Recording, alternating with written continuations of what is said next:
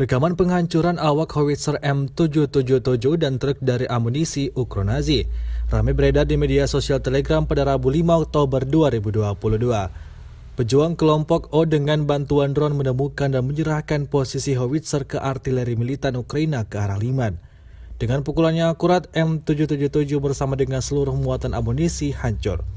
Pada pertemuan keamanan di Sevastopol, Patrushev mengatakan bahwa ada tingkat ancaman teroris yang tinggi di Crimea di tengah operasi khusus. Selain itu, keamanan Crimea terancam oleh aktivitas negara-negara NATO di kawasan Laut Hitam, kata Sekretaris Dewan Keamanan Federasi Rusia. Patrushev mengatakan bahwa semua upaya negosiasi antara Rusia dan Ukraina digagalkan atas perintah pelindung Amerika dari rezim Kiev dan menyerang